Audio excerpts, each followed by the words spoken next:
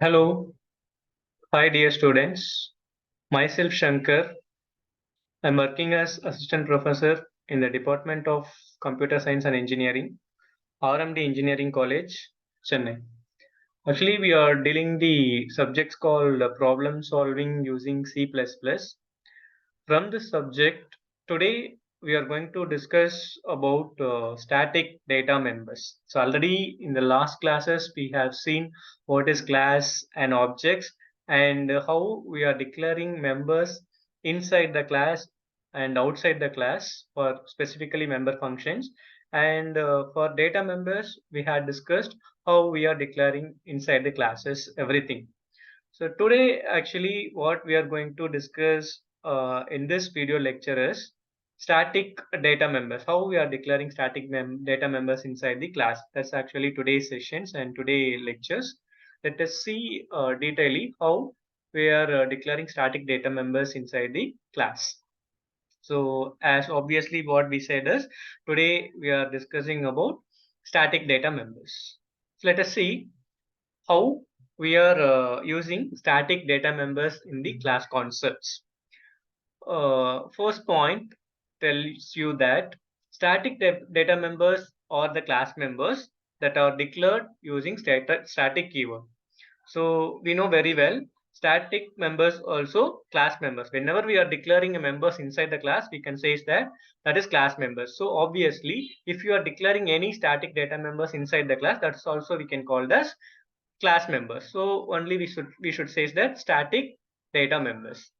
And if you declare the static data members, there is only one copy of static data member in the class, even if there are many class objects. It means that generally in the last class itself we had discussed while they talk about the class data members. If you declare static data members, if you create class objects for the class, so each object has separate copy of the data members. But here in static data member, there is only one copy is shared among all the class objects. So this is because all the objects shares the static data member. But if you are not declare static data member, you are declaring a normal data member inside the class. So we cannot able to create a common copy of all the objects, right? It is only possible in static data members.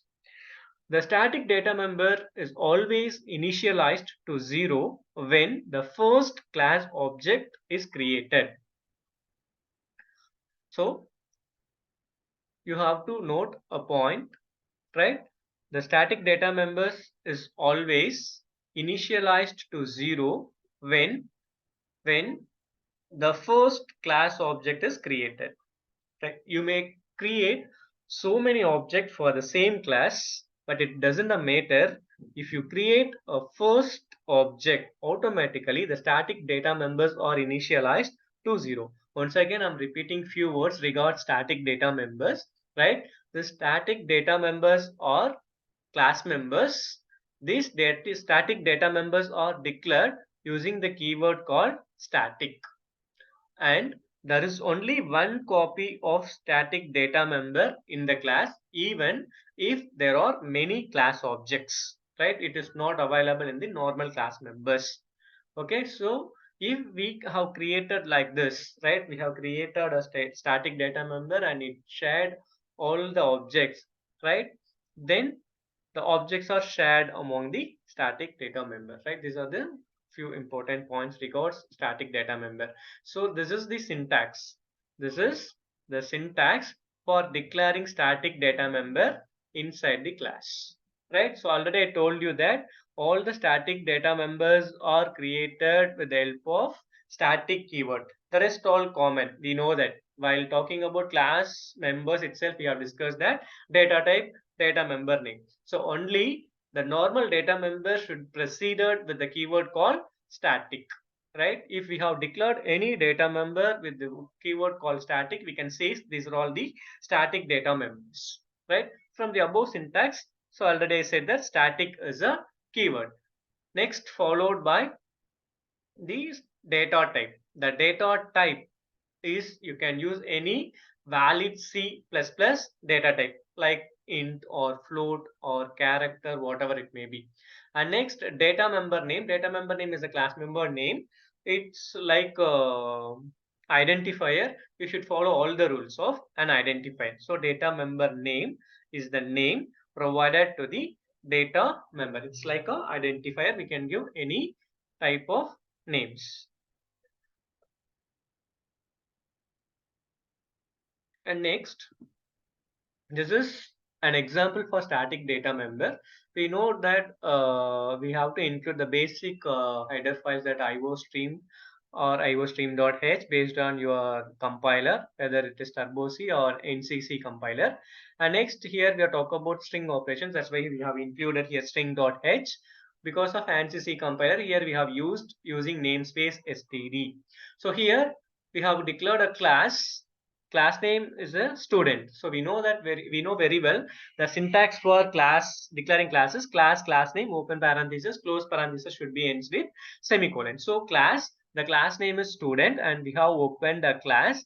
In private modifier, we have declared some data member. These are the private data member, that is data type member name, data type member name, data type member name, right? The data type is integer and the member name is roll number. And the second data type is character name. The data member name is name. It has 10 characters. So the name could take only 10 characters. And the other data member is marks in the type of integer. And next, let us see the public. We have declared a static data member, right? A static data member. Static, you just remember the previous syntax I have used here. I have mentioned here the syntax to define the static data member. The syntax is static data type data member name. You just compare the syntax here.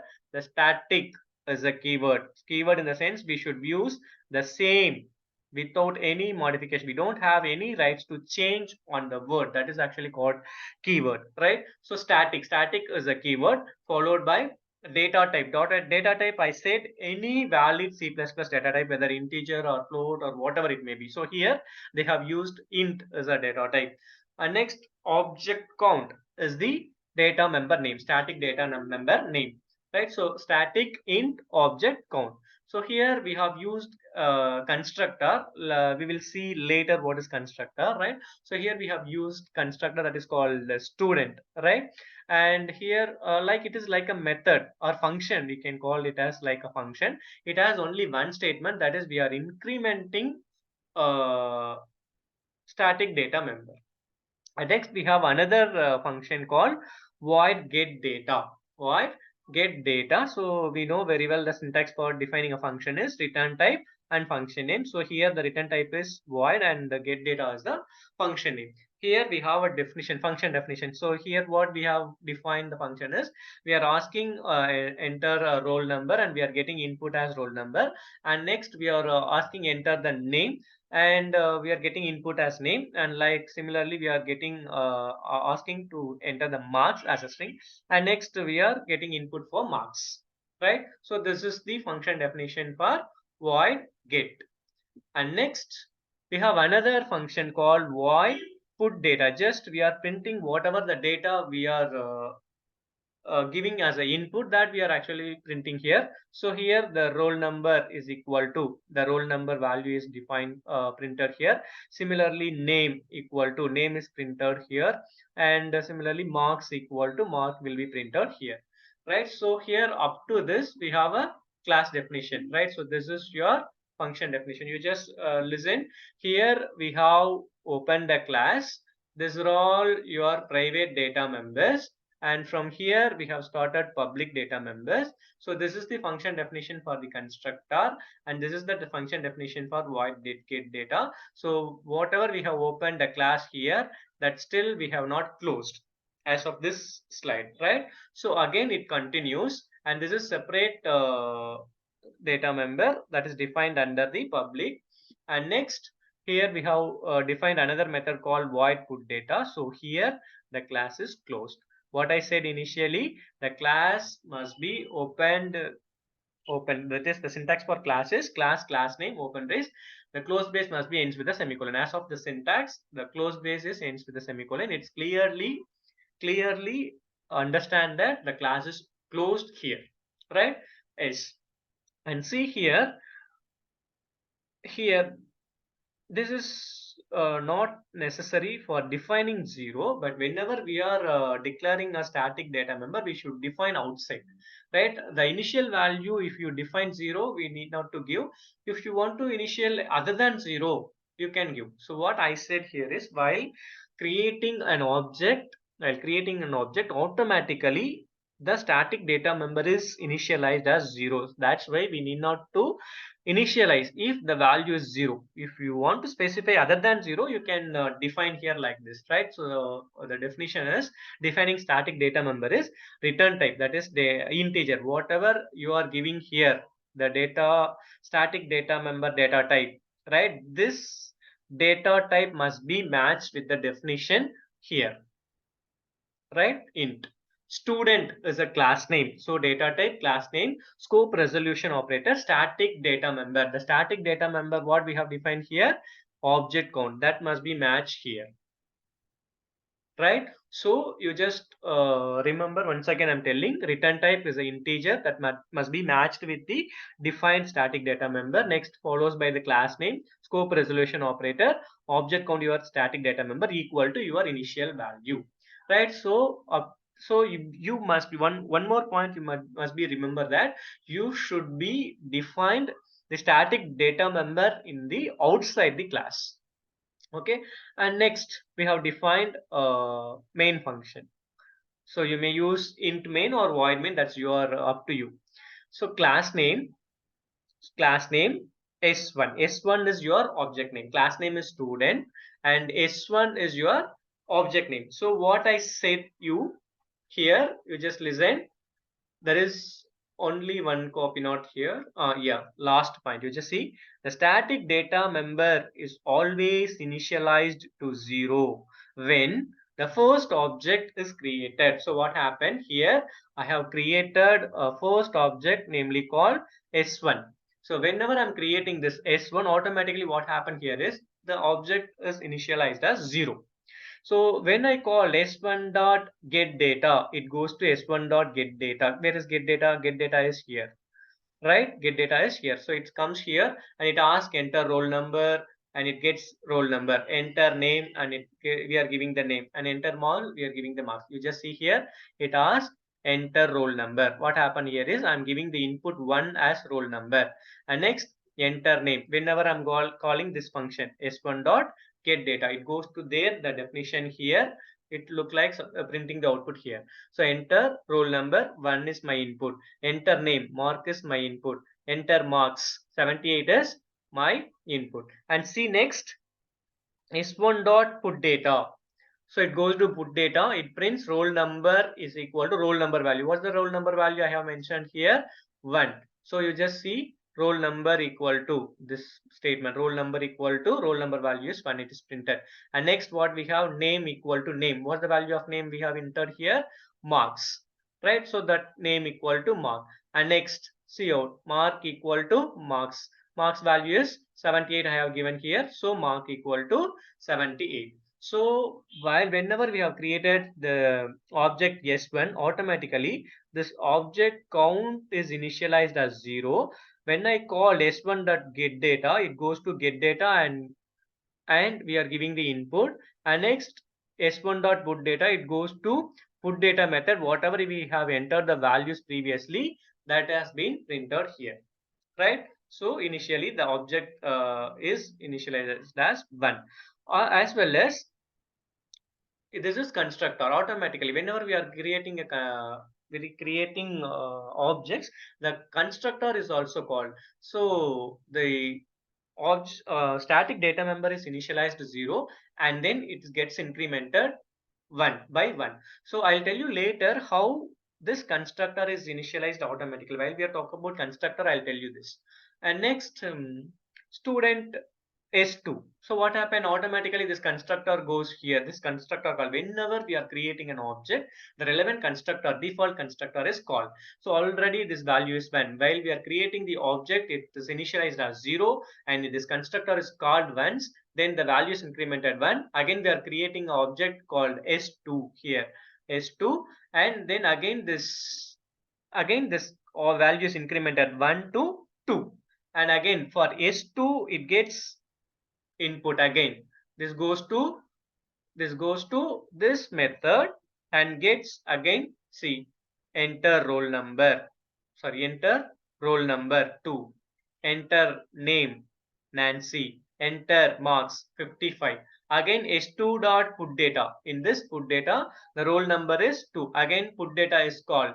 Again these statements are executed. Roll number is equal to, what's the value of roll number we have specified? 2. So it is 2. And next, name equal to, what's the value name we specified? Nancy. So Nancy is printed here. And next, marks equal to, what's the value marks we have specified? 55. So 55 is printed. And next, student S3. If you create the object called student S3 here, automatically constructor called here. So the last value for the object count is 2, and again it gets to increment by 1, 3. So S3 dot get data. For S3, again it comes here. Again it asks the values, roll number and name, marks. See, for S3, it asks enter the name, the value is Susan, and enter the marks, the value of marks is 3, and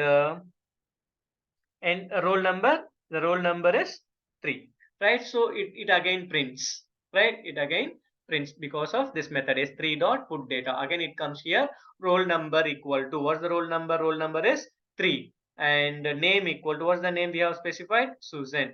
And next, marks, what's the marks we have given? 90, right? So right, and next, see out total objects is created, student colon object count. Object count, what's the value of object count? 3. Initially the object count is initialized as 0, and because of constructor it get initialized incremented as 1 when it's create the object called S1, and again it comes to 2 when the object called S2.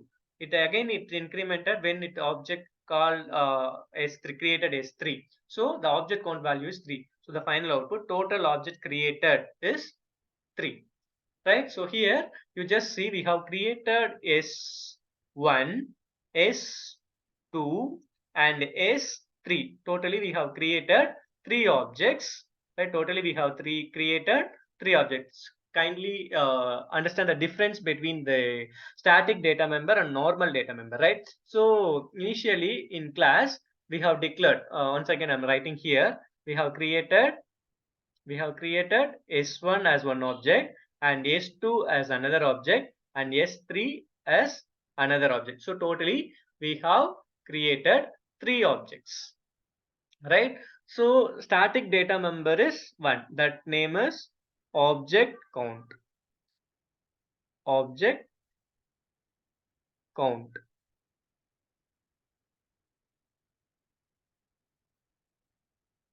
Object count is static data member.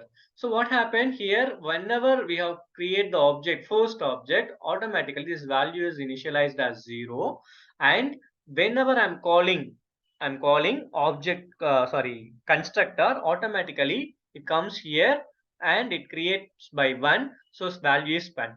Again for creating next object it is 2, again it creates next object, it is 3. So the copy is common for all the objects. It takes a common value. While you just consider here the roll number and name and marks, right? So these are all class members. This is also class member. Static data members also class member. The difference is the copy of roll number, name, marks is separate for S1, is separate for S2, it's separate for S3. Right? If you get confused, you just clearly see here for S1 object, the value of value of roll number is 1, value of name is Mark, value of marks is 78. The value of these for object S2 is, the value of number is different, not 1. Now it is 2. Now it is Nancy. Now it is 55. So the values for this data member, class member for the object S3 is 3, Susan, 90. But here in static data member, whenever I'm creating object, it is initialized 0. That 0 is taken as S1, and this 0 is incremented by 1, right? And it is common copy, right? This is 1, and this one is given to S2, and this S2 gets incremented as 2, and this 2 is given to 3, and this 2 is incremented as 3 for S3. But in common class members, it is not like that, because S1 data members is separate, S2 data member is separate, and S3 data member is separate, right? But in static data member, it is not like that. These are all common copy for all the object. That's why we said here the static data member is always initialized to 0 when the static class object is created, and all the object shares the static data member, because of there is only one copy of the static data member in the class, even though you are creating many class objects, right? Even though we are creating 3 objects, all the 3 objects are shares this common static data member, but it is not like class members, because class members shares different copy, right? So this is what about static data members. Students, thank you for watching this lecture series so far. Thank you very much.